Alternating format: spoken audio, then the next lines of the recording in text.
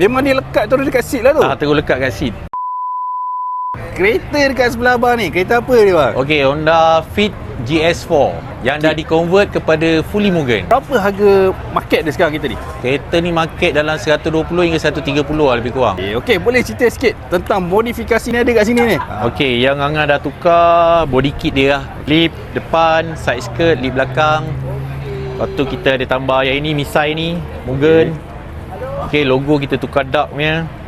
Lepas tu macam biasa lah, frame plate apa semua. Kita ada body sticker dia, original Mugen daripada Jepun kita order. Kita pakai rim Mugen, kita pakai endless mono. Lepas tu cover side mirror Mugen, cermin side mirror pun Mugen. Okey, rim 7JJ offset tak silap dengan 42 lah. Brake belakang masih akan kekal original lagi sebab dia pakai e-brake. Lip belakang Mugen, exhaust Mugen, kita ada tailgate ni Mugen, stiker Mugen yang dekat bonnet dengan yang dekat bumper ni yang merah. Okey Ngah, dalam bonnet apa yang special? Dalam bonnet tak ada apa sangat. Kita ada carpet Mugen dengan under seat woofer je. Orang taruh bawah seat kan, sebab bawah seat tak muat yang ni. So yang kat seat tu subwoofer lah tu? Subwoofer 2. Dahsyat.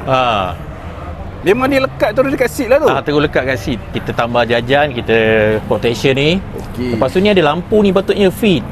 Tapi sebab siang tak nampak lah. Okey, sini pun ada lampu tak. Lepas tu carpet Mugen untuk belah bawah tu. Ada lapik Dia ada lapik sebab ni carpet original dia. Fit ni original, bawah baru Mugen. Lepas tu seat Mugen Bright. Lepas tu kita tambah Defi Mugen. Cuma holder dia tu kita pakai daripada Honda GD. Sebab dia dashboard dia rata kan. Nak tengok macam ngam je, boleh pakai.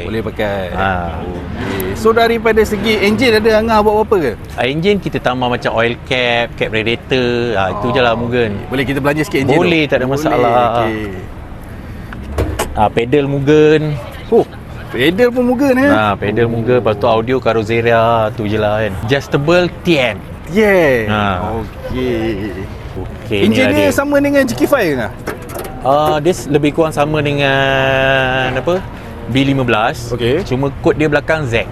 Kod belakang dia Z. Lebih kurang macam Honda City tak silap Angah. Tak silap kan. Kita tukar oil cap Mugen, cap radiator Mugen, brake cap bateri daripada Casco. Itu saja. Kadang kita barang kecil-kecil ni pun boleh tahan juga harga dia ni. Boleh lah. Okey. Ngah, apa lagi next project untuk kereta ni? Next project tak tahu lagi.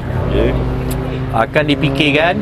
Kalau ada event-event yang akan datang, macam biasalah, setiap event akan ada perubahan kan. Nantikan je lah. Okey, nantikan saja. Okey, kalau Angah ni kalau saya jumpa dia, kereta dia mesti sentiasa berubah-ubah kan. Dulu saya pernah kita review bawa 2 biji. Itu dia. Dulu warna merah, sekarang dah warna kuning dah. Saya takut yang ni lepas ni jumpa dah colour lain dah. Lambat lagi lah kot. Sebab baru lagi kan, lambat sikit lah. Okey, tapi ada cadangan enjin nak buat ke atau apa tak? Adalah, sikit-sikit lah. Alright. Okey Ngah, terima kasih banyak atas masa Ngah. Alright.